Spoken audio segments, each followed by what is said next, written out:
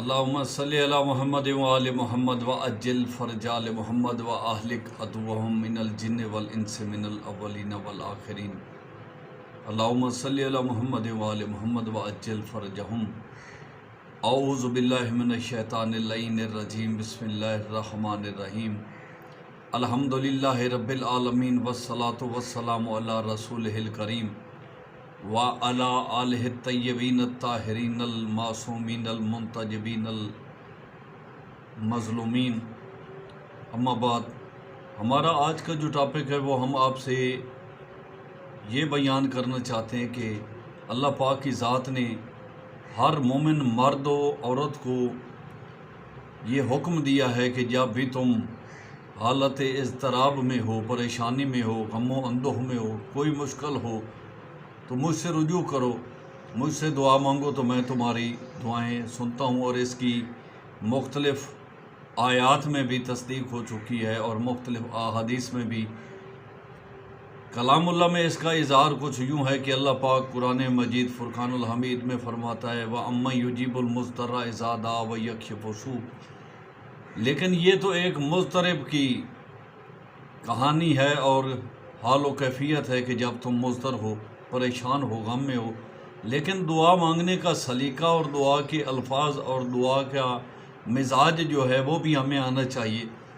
تو اللہ پاک کی ذات نے ہر خاص و عام کے لیے دعا کا طریقہ اور سلیقہ اور بیان وہ یکسو بیان کیا ہے. مثال کے طور پر سرکار آدم علیہ السلام سے لے کر حجت القائم المنتظر المہدی تک ہمارے اوپر یہ اللہ کے جو خلیفتین ہیں، امامین ہیں، چاہے وہ انبیاء کے روپ میں ہیں، رسول کے روپ میں ہیں، یا پیغمبران کے روپ میں، یا احمد الہدا، یہ اللہ پاک کی جو ذات کی چنی ہوئی ہستیاں ہیں، انہوں نے ہمیں جو طریقہ بتایا ہے، جو سلیقہ بتایا ہے، جو کلمات کا انداز بتایا ہے، تو اگر ہم اس سلیقہ اور طریقہ کے ساتھ دعا مانگیں تو ہماری دعا انشاءاللہ تعالی بہت جلد مستجاب بھی ہوگی اور ہماری جو طلب ہوگی وہ پوری بھی ہوگی.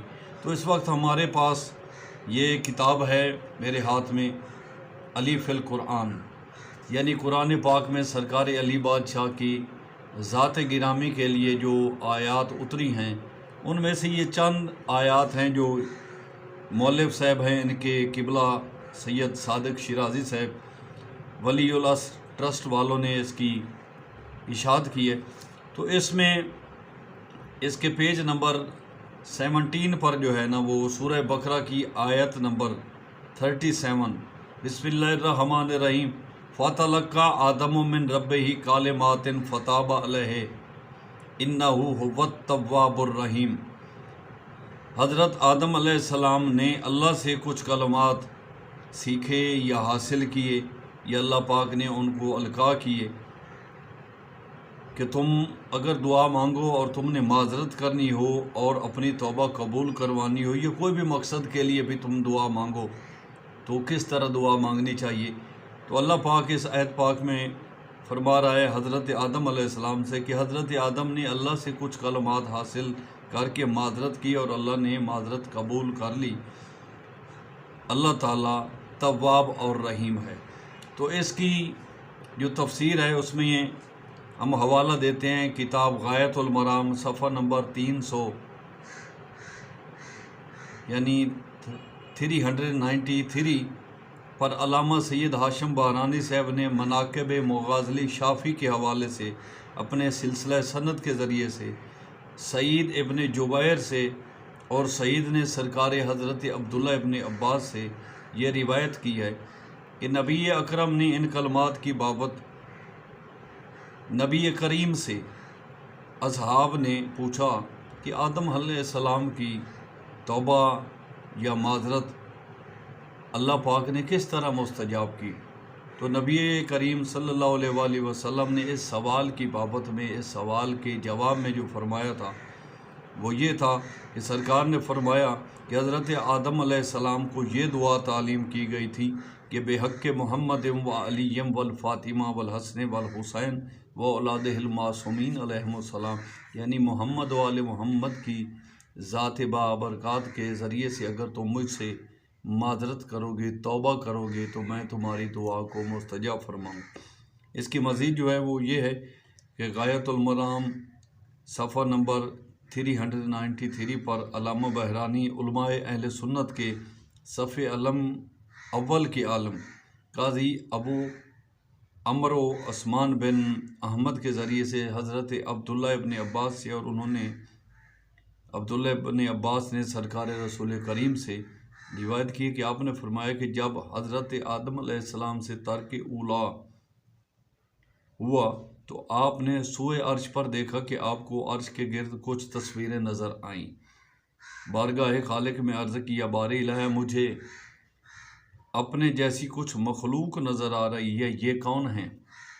ज़ात आहदियत ने फरमाया, आए आदम, इन तस्वीर में से वो तेरी ज़ुर्रियत से होंगे जिनमें से एक का नाम मोहम्मद है, नबूवत का आगाज़ तुझसे है और इख्तिताम मोहम्मद पर है। दूसरा इसका भाई है, उसका नाम अली है। मैंने मोहम्मद की तायीद और नुसरत अली के हाथों से की है। इनके गिर्द जो अनवार हैं वो इसी नबी की ज़ुर्रियत हैं। मैं इसके भाई अली और उसकी ज़ुर्रियत को आतिश जहन्नम से दूर रखूँगा। जिस दिन कोई नसब और रिश्ता नहीं होगा उस दिन भी मेरे मोहम्मद का नस्ब और रिश्ता बरकरार रहेगा। हज़रत आदम अलैहिस्सलाम ने अल्लाह की इस नेमत पर अल्लाह का शुक्रिया अदा करते हुए सजदा किया, जिसके जवाब में ज़ात अहदियत ने मलाइका को सजदा आदम का हुक्म दिया। तो हमें भी मोहम्मद वाले मोहम्मद की ज़ात गिरामी के तवस्सुल व तसद्दुक़ से और उनकी हक़ व हुर्मत के ज़रिए से मालिक करीम से दुआ तलब करनी चाहिए। यही वजह है कि हमारी दुआ मुस्तजाब नहीं होती, और फिर हम ये इल्ज़ाम लगाते हैं कि लो जी हमारी दुआ हमने मांगी भी हक़ बजानिब होकर है, हमें ज़रूरत भी है, और हमने कायनात के आहद वहद ज़ात से दुआ मांगी है फिर भी मुस्तजाब नहीं हुई।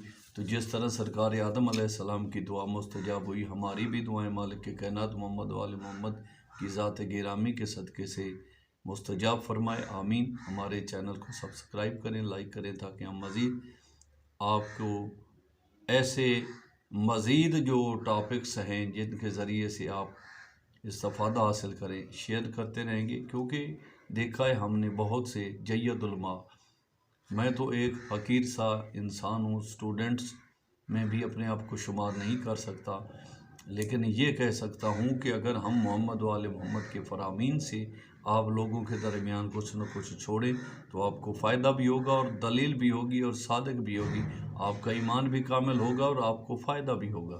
तो चैनल सब्सक्राइब करें, लाइक करें, कमेंट्स दें। वस्सलाम, अल्लाह हाफ़िज़।